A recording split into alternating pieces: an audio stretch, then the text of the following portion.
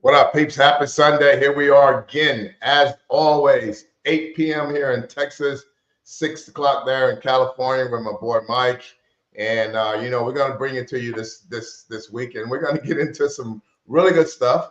We're probably gonna hold this topic for about 5 weeks, and a lot of it has to do with myths about different training exercises and what people think and say, and how the influences out there got a lot of people believing that things can happen over a short period of time. And so we're just going to discuss that and hopefully give you some ideas to where you don't get caught up in feeling bad about yourself because things didn't work out as, someone has told you how fast it's going to work out. So what's happening with you there, Mike in California? Hey man, not a whole lot, man. Things going like it always goes. Want to say hi to people who are out there. Weather's been last few days, man. We've been having probably some pretty good weather, man. It's been in the 70s, man. It feels great.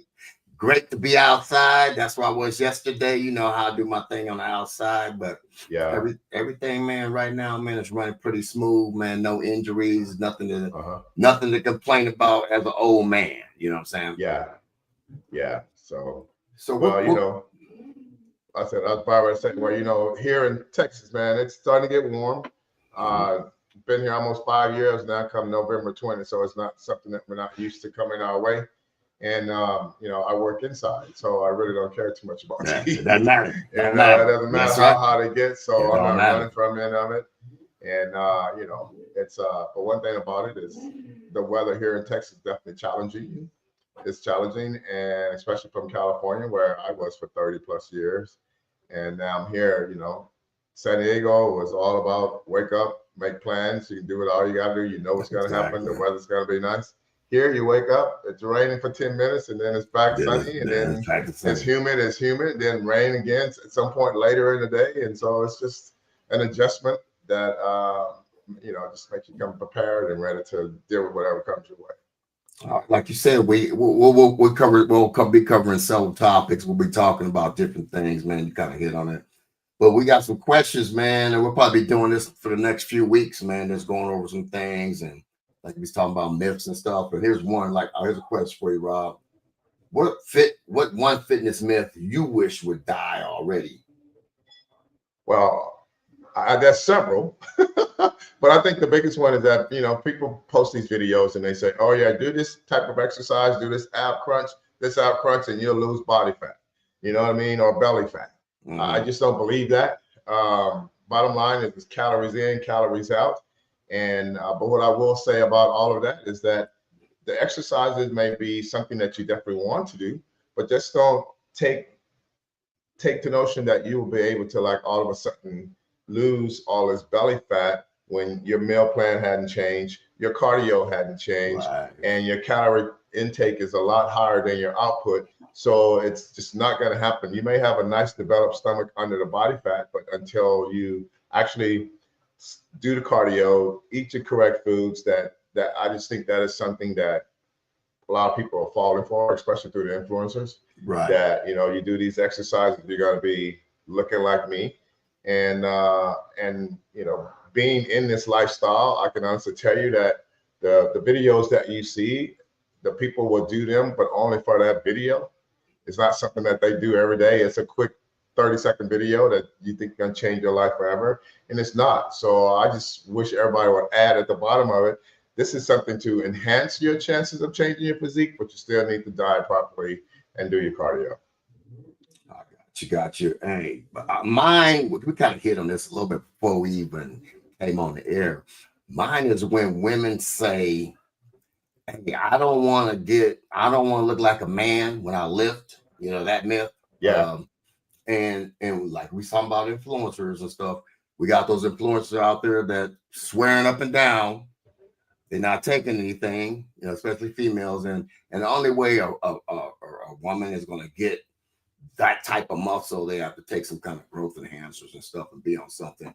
And want to just clear that myth, because you get a lot of women that are scared to go in the gym and start lifting weights. Yeah. And they think that, I'm gonna look like a man. I'm gonna look bigger than you, Mike, because I'm lifting these weights. And if I start lifting heavy or whatever and doing, less reps and heavier, I'm gonna get into that. No, it ain't happening. It doesn't work that way. Your testosterone levels, ladies, is not going to allow you to do that no matter what. You may get tone, as they use the word tone, if that's a word. You will definitely start to get a little bit more shape, stuff like that with your own natural ability. But when you see someone who has a really nice six-pack ab setup, they have great shoulders, they have great arms, great legs, and all of that, there's 99.9% of the time there has been some type of enhancement. Whether they say, oh, it's so small amount that I can't say I'm on anything, there is there is a chance that they're on a little something, something. So it just doesn't happen naturally like that, for sure. Absolutely. All right, all Yeah. right. Then we got something else because like I said, we dropped some of these in my box, and some of these people I talked to at the gym. Yeah. Here's a good one, Rob. What was the moment you realized that fitness was more about mental health than physical appearance? I don't believe that. I don't think there's a difference between the two. It's sure not greater, because when you say I'm mentally healthy, when you look at yourself, then most of the time physical fitness has played a great part in that. So if you're mentally healthy and you're physically healthy, you're gonna just be on top of the world. If you're physically healthy and you're not mentally healthy, then that ain't gonna work either. But the bottom line is that the more physical you are, the more mentally you can feel better about yourself in general. So I would say that there's a separation of the two topics, but they run hand in hand. That one is not as more important than the other, because you know how it is, Mike. There's a lot of people out there that train, and they never become happy with their look, right? Exactly. And so they're dealing with the change more than accepting that. Wow, I've changed. I've looked so much better. I feel so much better. Well, that is someone who's trying to satisfy somebody else's vision. Mhm. You know what I mean? But if you look at yourself and go, wow, I used to weigh 280 pounds. Now I weigh 220 pounds. Who's going to feel good about themselves, mentally and physically? Exactly. Right. So Exactly. I just think they run hand in hand. And, of course, there's always that percentage to where someone is in great, great shape. And if they was heavy at some point, they still see that heavy person. Right. And so, but that is controlled through that person, not controlled through someone else. Right. And that's a mental thing that has been driven in you since you was a kid. Or you're fat, or you're fat, or you're fat, or you're fat. And so you're gonna always see fat. So to separate mental from physical, then I would say I don't see that, because if you're physically fit, and at some point, that trigger gonna come and go, hey, look, there's enough people telling me I look good more than when people told me when I was younger. So that's more like a psychiatrist thing or a therapist thing. I think that people will deal with something like And I that. and, and I and I agree with you on that. Yeah, it goes hand in hand. Yeah, I just know, but at times for me, going to the gym meant it's a mental stipulation for me, for my mental health, because I know once I go in there and get my workout in, that yeah, I'll feel like you said, I'll feel good. The rest of the day is good for me. So when you talk right, about even looking, how you look, all that, that's what deals with your mental health. Because if I go to the gym and I look crappy, what do you think my mental health is going to be about? And that's what yeah, you did, so just tiptoeing on what you just said. Yeah, I kind of agree with you on that, man. I definitely agree with you on that. And like you said, man, sometimes people, like I said, they use the mental health aspect as a way to get them to the gym to look better, and then they'll start feeling better. So, sure, I sure, totally, it's like you said, it goes hand in hand, but you got to separate it into a different category if it's all about your mental health, sure, more so than absolutely, anything else. absolutely. Yeah, man. Got another one for you. What advice would you give someone who keeps starting over? Wow. If someone keeps starting over, clearly they want to get it. They want to go do it. Right now, it becomes, I would say, it's time for that person to kind of find someone to help them be an accountability partner. They're missing something. They're wanting that quick fix, and that quick fix is, as we mentioned earlier, is crunch and burn body fat. not true. So there's no quick fix. So when you get discouraged and you start over, at least you're starting over. You're not just quitting. So kudos to you for starting over. Now I will tell you to look for someone who can either train with you or get a training coach, someone that's going to continue to be your accountability partner, not your motivational partner. Motivation is something like ups and downs in motivation. And some mornings I wake up, I don't want to go to the gym, but my discipline side says go to the gym. Exactly. So motivation is bleh, you ask me. But if you got them both working together, then perfect. So, but yeah, man, just try to remember that you're starting over is a good thing. You're not quitting, and try to find why you keep starting over. Like, what is it that's causing you to quit and go back? Is it outside interference? Is it wanting it right now? So you got to really realize that two of those things you can wipe clean, and that's outside of interference and wanting it to happen right now, because you're always going to have something that pulls you away, even if it's for 1 day, 2 days, and you're always going to have that want something right now. Mm-hmm. And if you don't see it because you saw it on a video, you saw someone who was already lean and they're doing the exercise and this got me here, then that's going to take you into that bracket of believing anything that anyone says. Right. For sure. Yeah. You hit it right on the head, and every good trainer would say what you just did. That's what I was thinking. Yeah. I said, man, if he don't hear it, I know he's going. And then you said, why? Why are you starting over? What's the reasons? If you decide to get a trainer, maybe get a trainer for this, maybe a 6 weeks to 8 weeks to maybe 6 months, and that'll be your accountability partner. Or if you have a friend or somebody, and then when you talk to them and sit down, or when you sit down with yourself, look in the mirror, like Rob said, look in the mirror and you write down the pros, why I'm going, what I'm doing well, and then what's stopping me. Why did I stop this time? Why did I stop the time before? And when that all correlates and you'll see it, you'll get past that brick wall the next time, because now either have somebody that's working out with you, and that's your accountability partner, or you have a coach or a trainer that's going to hold you accountable, and that's going to keep you there so you won't hit that wall and then stop for a little bit, and then all of a sudden now you got to start all over again. Sure. But, kudos to you for continuing to do so, but without totally falling off the wagon. Absolutely. All right, here's another one. How does someone get into bodybuilding, Rob? We've been asked that before, but we can put it out there for them again. Okay, so let's talk about bodybuilding. That's competitive bodybuilding, and that's the one who's just going in to change their physique, right? So, as I believe, this is my own thought process, is that once you go into the gym and you start training, you're bodybuilding. You're building your own body, trying to transform it, transformation side of things. And that is also bodybuilding, body sculpture, however you want to look at it. When you go to the competitive side of it, that's when you decided that, as we talked before, like maybe one of our first 5 shows, we talked about the sacrifice behind bodybuilding. Right, exactly. Right. And so bodybuilding, when you chose to say, I'm going to be a competitive bodybuilder, basically what you're saying is that I'm getting ready to sacrifice a lot of my time.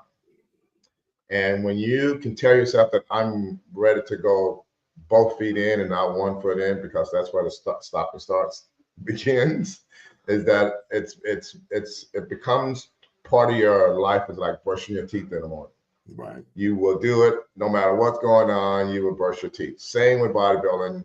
No matter what's happening in the household, what's happening at jobs, that's what you will find a time to go and get that workout in. Exactly. Now, believe it or not, when you become mentally, here's that mental side, when you become mentally prepared to do that, now you're saying to yourself that I have to compete against the man in the mirror or the woman in the mirror. Because if you're thinking about the outside world and all of the different enhancement that everybody else is on and all the things that they're doing and all that, it's going to take you to that next level right away. And so once you can just say, I want to change my physique and I want to be able to go on stage and be happy for what I've created. But yet, please understand that you want to go on stage looking presentable, right? You don't want to just go and say, so, oh, I weigh 290 pounds, now I weigh 210, and you're not really muscle bound, you just lost the weight. Right. You don't want to go up there just for kudo reasonings, because people are gonna, you're already being judged. Now you're gonna want to know why that person up there, you know. And once again, I know we do all this for ourselves, but we also don't want to embarrass ourselves either. So, and that's where I would tell people in the beginning that sacrifice needs to be made. And once you make that sacrifice, training and discipline is necessary. Motivation is always good to have with it. And when you get into that lifestyle of I want to compete, now you got to go through the process of getting the NPC card. That's a National Physique Committee card. That card allows you to participate in any local events around in your area or outside your area if you decide to travel. Once you do that, now you have to, some people are able to compete 2 or 3 times, depending on how blessed they are. And then they go to a national event. Once you win a national event, then you become a professional. And then that's when you start competing for money. Now, the process behind that is when you see a lot of people that have turned pro so fast, they're on the enhancements from the time they were 16 till they went and got their pro card, right? And so it's a total different journey when you say, how do I become, you know, a bodybuilder? Because you have to determine, like I said, just for yourself or for competitive side. And the competitive side has a tendency to make you do things that you don't want to do. You know, like they say, if you're gonna compete, you got to use the same tools everybody else uses. If not, you're just there and you'll find yourself on that steroid world. That's what Ronnie did with Flex, right? Yeah. You find out what everybody else is doing to win, and now you want to be competitive, especially if you got competitive nature behind you. Then you got to go, well, I'm not just going to go up there just to be competing when I want to win. You know what I mean? That's like I say, second place to me is the last place. I go to win. And if you don't win, you go, okay, well, now I need to go put in the work. But, you know, if you can go up there and say, oh, I'm just doing this for fun, kudos to you. I can't say I'm doing it for fun. Yeah. I do it because I want to win. That's all. And you can say it, you know, but if you, 95% of us, probably 5% is, you know, they'll get the participation and they happy with it. But 95% of us have that little bit, that have some competitive in nature in us. I don't care if we say, hey, you know what? I just want to do this to see where I am or whatever. When you step up there and you come back, you're going to have that feeling like, man. Yeah. You know, because you want to compete, you know, you want to compete. Absolutely. You know, like Rob says, man, you know, like I said, I always tiptoe and be on the same side with Rob on that. Exactly. But just remember, when you start dwelling into that realm of bodybuilding, it's a selfish sport. You got to understand, it's a selfish sport. You got friends that's going out and doing stuff.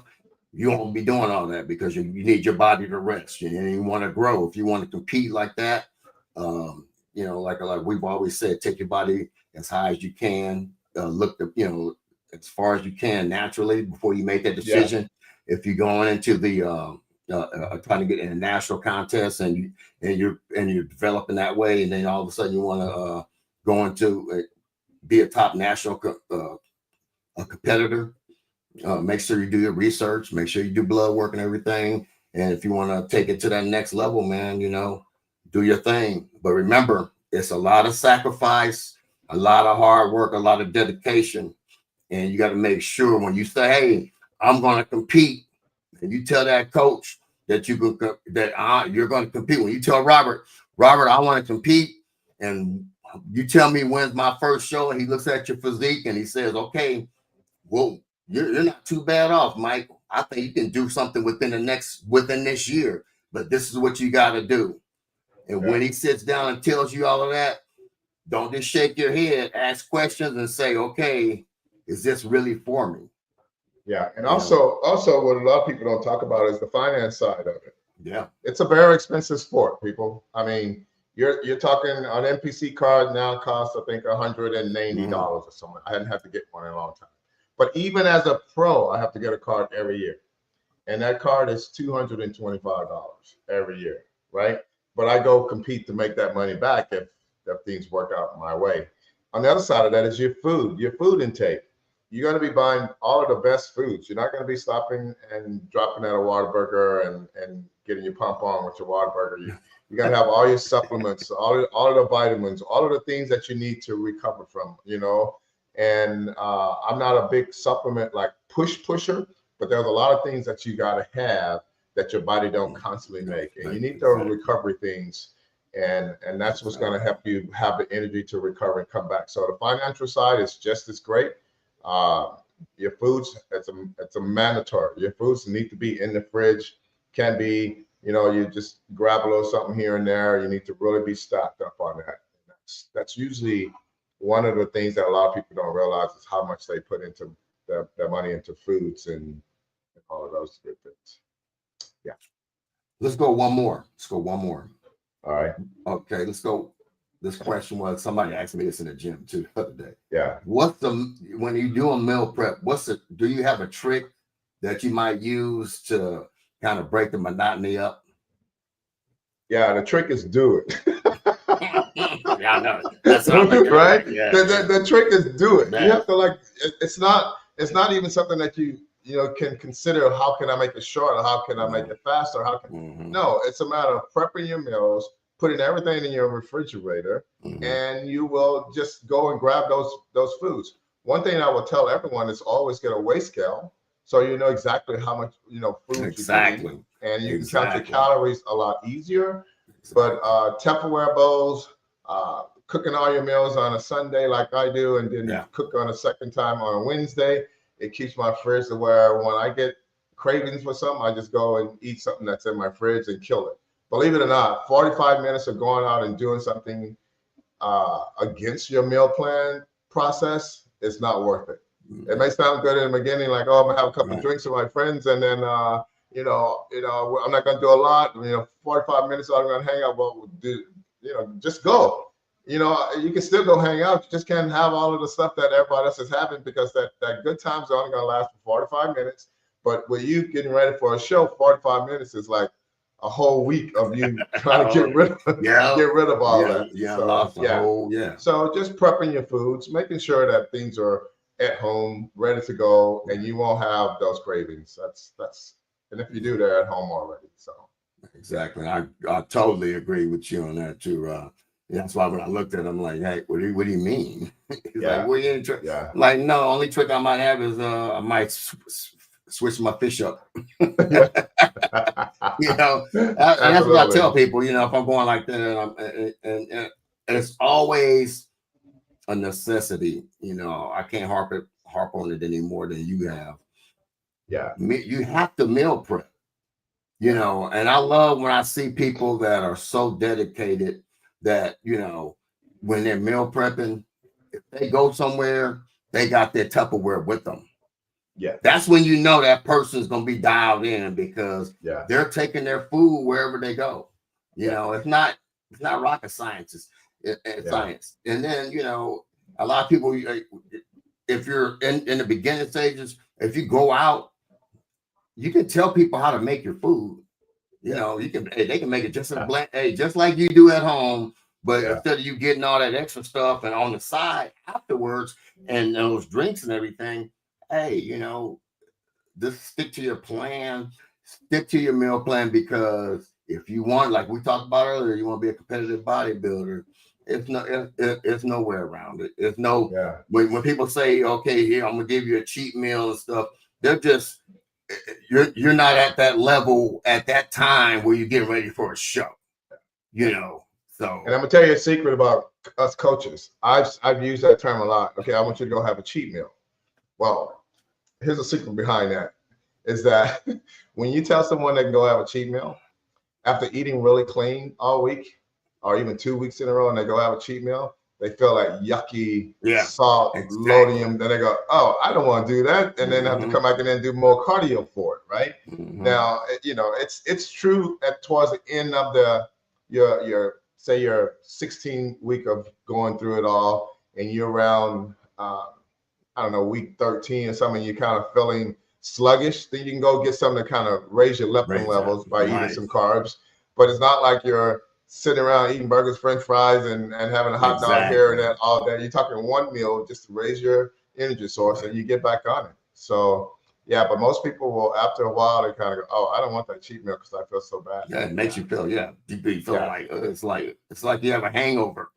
Absolutely, absolutely. That's what it feels like. Yeah. Like, man, it's true. why? And like, why did I even do this? Absolutely, absolutely. Yeah, man. So you guys out there, just remember, man, it's the mental and the physical side of things. Just understand how mentally you happy inside you feel when you say, man, I feel so good in my clothes. I feel this, I feel that. And that's why you tie in the mental side of it.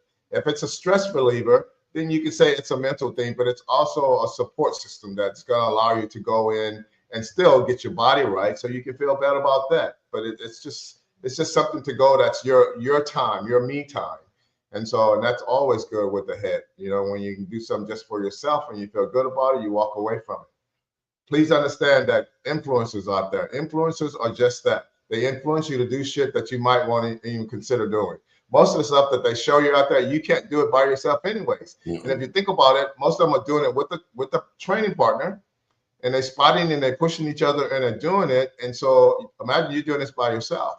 So there's a lot of things that just not going to work for you. But as I mentioned earlier, Mike, is that if you're going to be doing crunches, you're going to be doing all those things. Number one, make sure you're doing them properly. Number two, understand it is going to help you in the long run, because if you got a strong core, it's going to help you throughout your body. But understand that the overall look that you see all these pretty bodies on the floor doing all these crunches, you're not going to get that when they say do this for 4 days and you can look like me too. You're not. They want you to click and subscribe so they can get some people to want them to use them as sponsors, and they make money from it. So, just don't fall for that. But if you just want to follow and subscribe, cool. Like, we're going to ask you guys, please subscribe. Right. Yeah, please subscribe to us, like, comment, give us something to say back.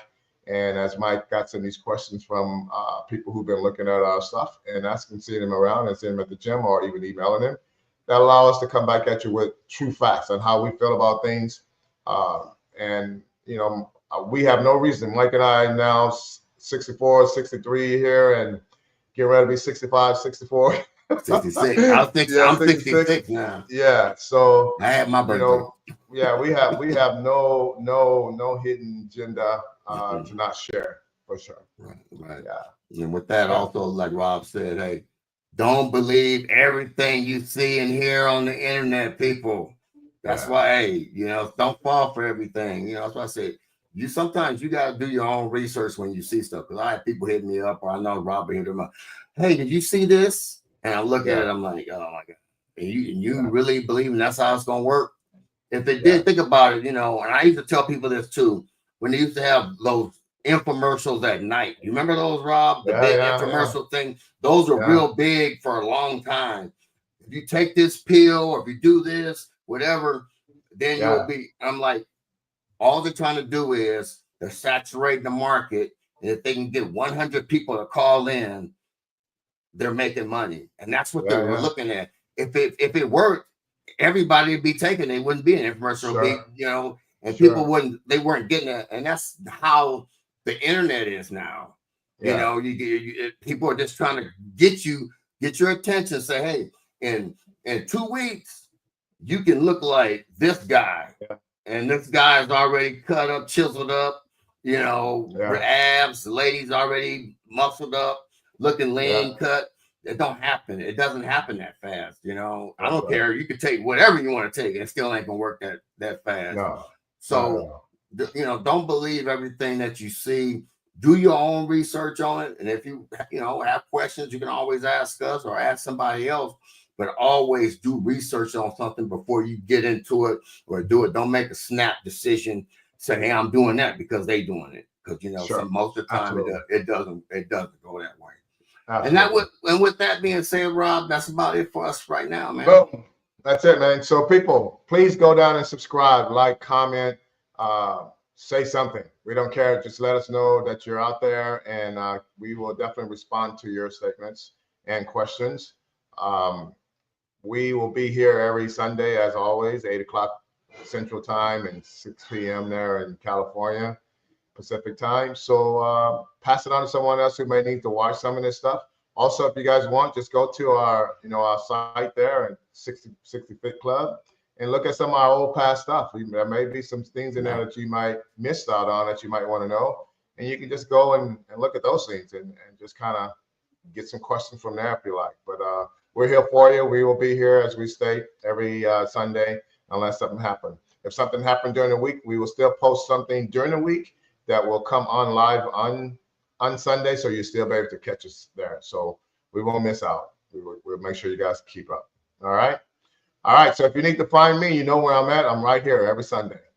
That's all you gotta do. Just click on here, and I'll be right here every Sunday, unless we make some changes. But my Instagram is just that, the Legend Robert Johnson, and all of my stuff is in my bio if you need anything else. So, Michael, you want to go ahead and share them where you're at?